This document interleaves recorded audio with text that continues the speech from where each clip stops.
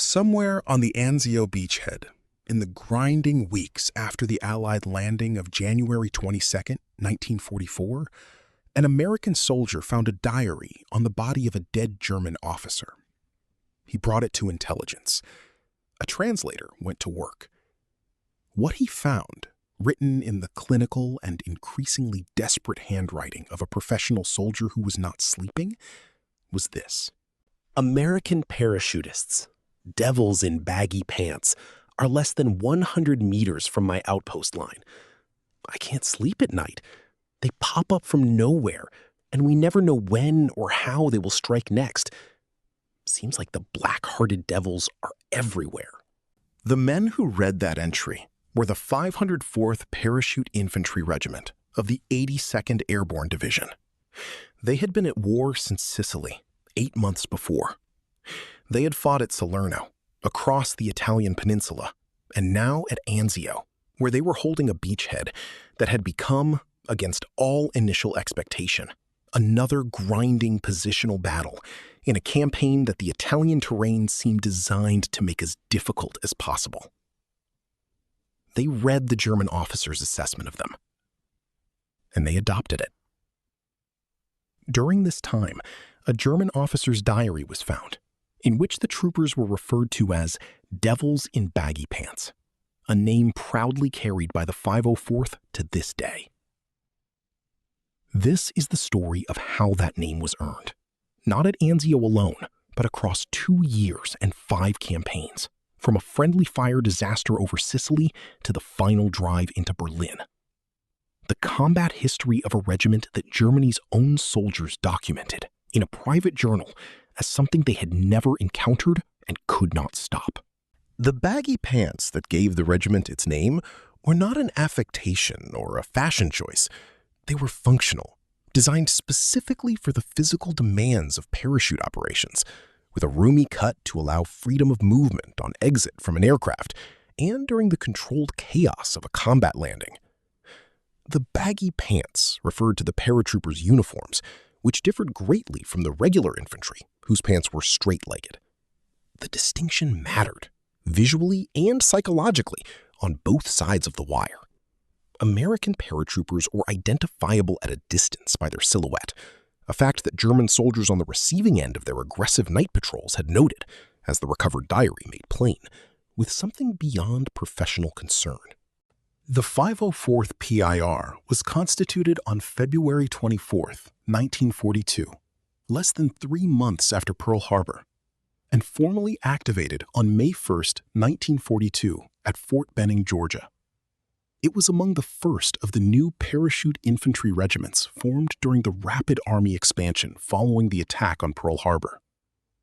Under the command of Colonel Reuben Henry "Rube" Tucker, the 504th PIR established a reputation for tenacity and aggressive action early in its history.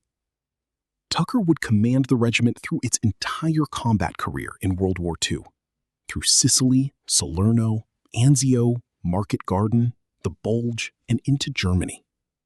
He is, in the institutional memory of the 82nd Airborne Division, one of the defining figures of American airborne warfare.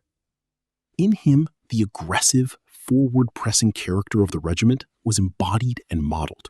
The 504th first met the Germans in combat in Sicily during Operation Husky in July 1943, and the regiment's introduction to combat was immediately marked by one of the most painful incidents of the entire airborne war. On the night of 11 July 1943, tragedy struck the regiment. Despite extensive precautions to avoid an incident, near the Sicilian coast, a nervous Allied naval vessel suddenly fired upon the formation. Immediately, all other naval vessels and shore troops joined in, downing friendly aircraft and forcing plane loads of paratroopers to exit far from their intended drop zones in one of the greatest friendly fire tragedies of World War II. The Navy ships had been under intense Axis aerial attacks, and many were unaware of the impending jump. 23 of the 144 aircraft carrying the regiment were shot down. The paratroopers in them died, not from enemy fire, but from their own side's anti-aircraft guns, fired by men who had been under genuine enemy air attack and who did not know that the aircraft overhead were American. By morning, only 400 of the rest of the regiment's 1,600 paratroopers had reached the objective area.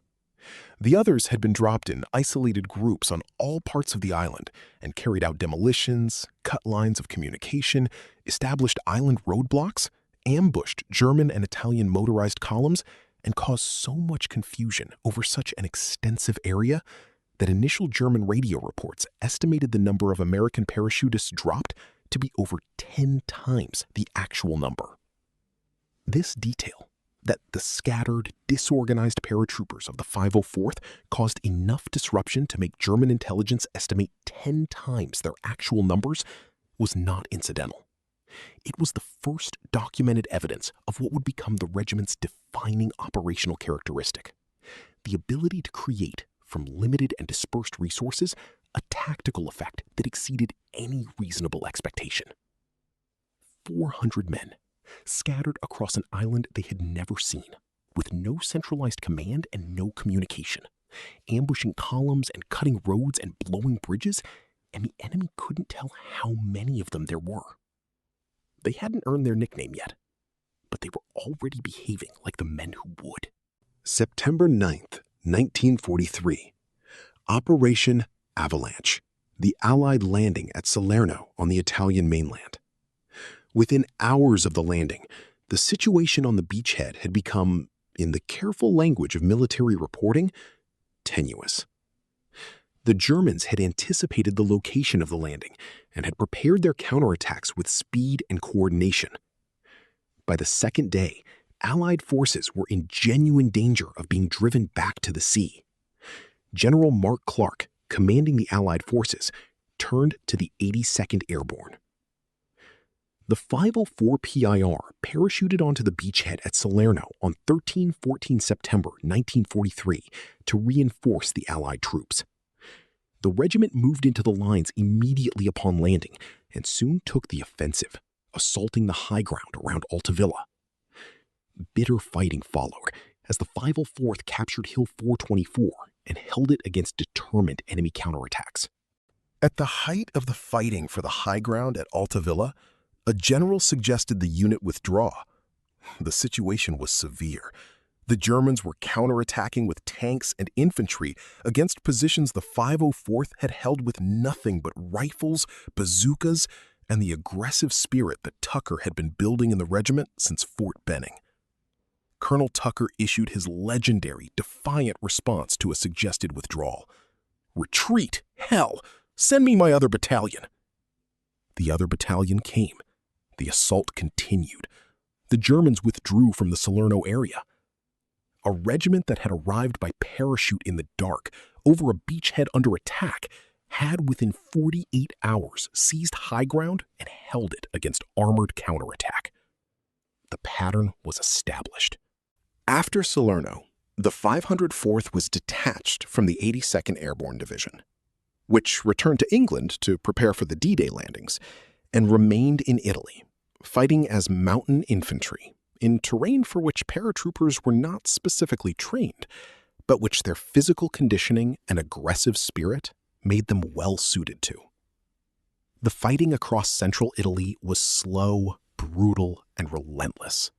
The German defensive lines, the Winter Line, the Gustav Line, exploited terrain that rewarded defense over attack.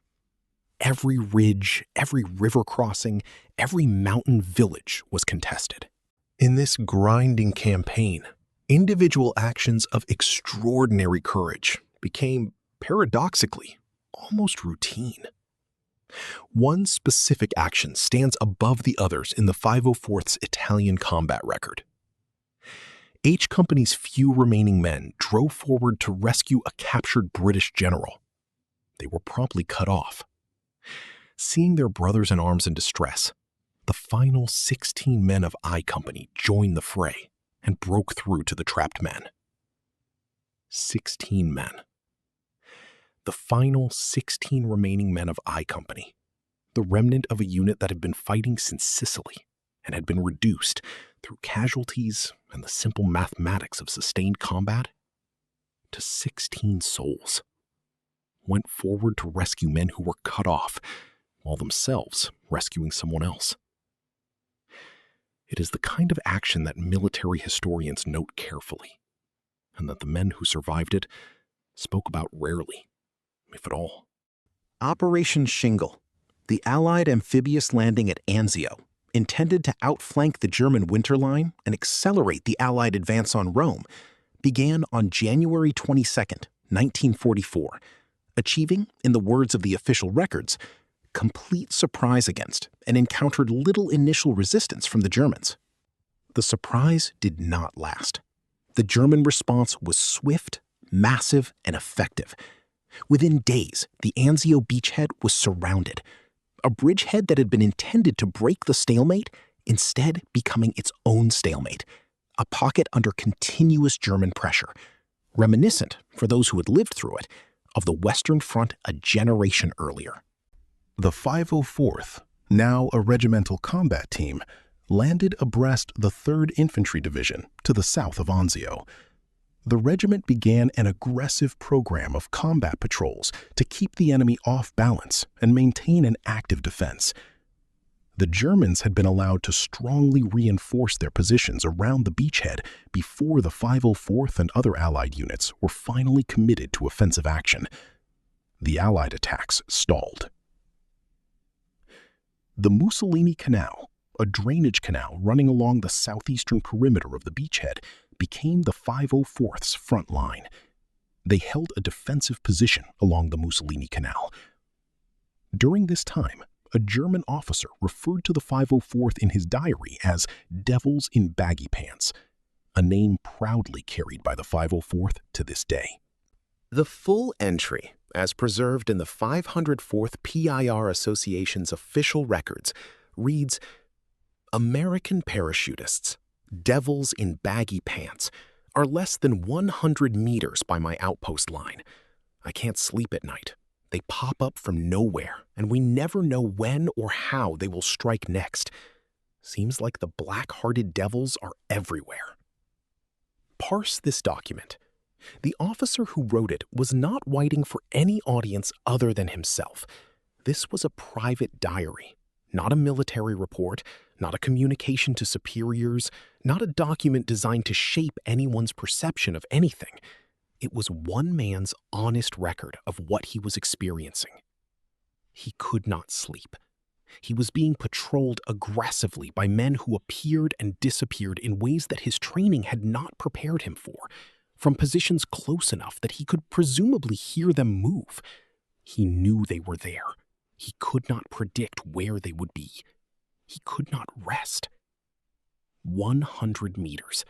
Less than 100 meters, he wrote. The length of a football field, in terrain where that distance could be covered in seconds by men who were trained to close at night in silence and strike fast. He described them as being everywhere. He described them as black-hearted. He described them as devils. And the men who read that description adopted it as a title. The diary was found during the fighting that produced one of the 504th's most remarkable documented actions. Between February 8th and 12th, 1944, the German forces launched a major counterattack against the Anzio beachhead, an assault designed to drive the Allies back into the sea. The 3rd Battalion of the 504th bore the brunt of some of this fighting. The unit's strength at this point reflected months of sustained combat. Most companies could only muster the equivalent of an understrength platoon, some 20 to 30 men. 20 to 30 men per company. A company at full strength is approximately 190 soldiers. These companies were fighting at roughly 15% of their authorized strength, with no prospect of immediate reinforcement, against an enemy that was attacking with fresh forces and armored support. They held. For their part in the heavy fighting of February 8th through 12th, the 3rd Battalion was awarded the Presidential Unit Citation. The Presidential Unit Citation is the highest award that can be given to a military unit, the unit-level equivalent of the Distinguished Service Cross. It is awarded for extraordinary heroism in action against an armed enemy. The 3rd Battalion of the 504th received it for what 20 to 30-man remnants of companies did in 5 days of fighting at Anzio in February 1944. In the spring of 1944, the 504th PIR was pulled out of the Anzio lines and prepared to rejoin the 82nd Airborne Division in England for the upcoming invasion of Normandy. They arrived in England. They expected to jump into France on June 6, 1944. They did not jump. When they arrived in England to rejoin the 82nd Airborne Division for the jump into Normandy, they were saddened by the news. Due to the high level of casualties and insufficient replacements, they would not be making the jump. The regiment that had fought from Sicily to Salerno to Anzio, that had been called devils by the men they were fighting, had been used so hard in so many continuous operations that it did not have enough men to make the D-Day jump. While the 82nd Airborne's other regiments parachuted into Normandy on the night of June 5th, 6th, the 504th watched from England. It is, in the regiment's history, a moment of particular weight. Not shame, because there was nothing shameful in having been too depleted by previous combat to continue, but loss.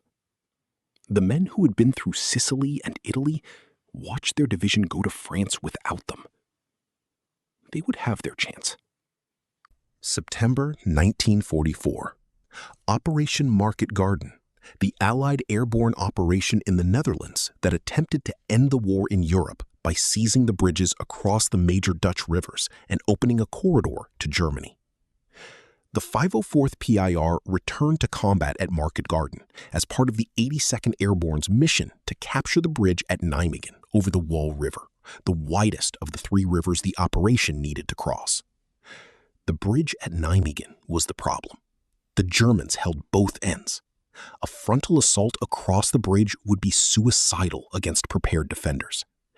The solution devised by General James Gavin and executed on September 20th, 1944 by the 504th PIR was one of the most audacious river crossings of the entire European campaign. The regiment crossed the Waal River in canvas assault boats in daylight under direct German fire with no covering smoke initially, paddling with rifle butts because there were not enough paddles. The river was approximately 400 meters wide. The current was swift. German machine guns and artillery opened fire from the far bank as the first boats pushed off. Men died in the water. Men died in the boats. Men who reached the far bank immediately turned and fought inland to take the pressure off the men still crossing. The crossing succeeded. The bridge at Nijmegen was taken. Fighting off German counterattacks, the 82nd captured its objectives between Grave and Nijmegen. It remains, in the assessment of military historians who have studied it, one of the most extraordinary small unit actions of the war in Western Europe. December 1944. The German Ardennes Offensive, the Battle of the Bulge. The 504th PIR was alerted on the night of December 17 and moved by truck toward the front. The next morning, the 504th Paratroopers started for Bastogne, not in airplanes, but in large trucks. Along the way, their destination was changed to Weermont, a point more seriously threatened. The Devils conducted a night movement on foot for 8 miles to take up defensive positions. At the village of Chenot, the 504th encountered SS troops and destroyed them in fighting that earned the regiment another presidential unit citation, its 4th of the war. While digging in near Bra, soldiers of Company H of the 3rd Battalion, 504th, met SS troopers on reconnaissance. The SS, the Waffen-SS, Germany's military elite, on reconnaissance encountering the 504th PIR, the regiment that a German officer had called black-hearted devils in his diary at Anzio 12 months earlier, meeting Germany's own elite soldiers in the snow of the Ardennes. The result was consistent with everything the diary had recorded. After the Bulge, the 504th participated in the final Allied drive into Germany. The Devils would next meet the Germans in Holland, then at the Bulge, before making it all the way to Berlin. Berlin, the end of the road. The regiment that had been called Devils in Baggy Pants by a man who couldn't sleep because they were less than 100 meters away, walked into the German capital. The German officer whose diary gave the 504th PIR its nickname was dead when the diary was found. His name is not recorded in the regiment's history. He is remembered only through the words he left behind in a private journal on a night when he could not sleep because the men he was writing about were less than 100 meters away. He described them with fear and with a kind of reluctant precision. He did not call them soldiers. He called them devils. He did not say they were fighting him. He said they pop up from nowhere. He did not describe a tactical problem. He described a psychological one. He could not sleep. The men of the 504th were so enthralled with the German officer's words that they christened themselves the Devils in Baggy Pants, a nickname they carry to this day. The 504th Parachute Infantry Regiment received 4 presidential unit citations in World War II. It fought in Sicily, Italy, Anzio, Holland, Belgium, and Germany. It lost men in numbers that, by any reasonable military calculation, should have exhausted it long before the end. It was not exhausted. It was in Berlin when the war ended. Today, the regiment's lineage is maintained by the 1st Brigade Combat Team, 82nd Airborne Division, known as the Devil Brigade at Fort Bragg, North Carolina. The commanders who have led that unit since World War II include William Westmoreland, Hugh Shelton, John Abazide, David Petraeus, and John Campbell. The German officer's diary is gone. Its physical location unknown, its precise date of recovery uncertain, the name of the officer who wrote it lost to history. But his words survive, because the men who found them recognized in them the most honest assessment anyone had given of what they were. They could not sleep because of them. They called them devils. The Devils kept the name.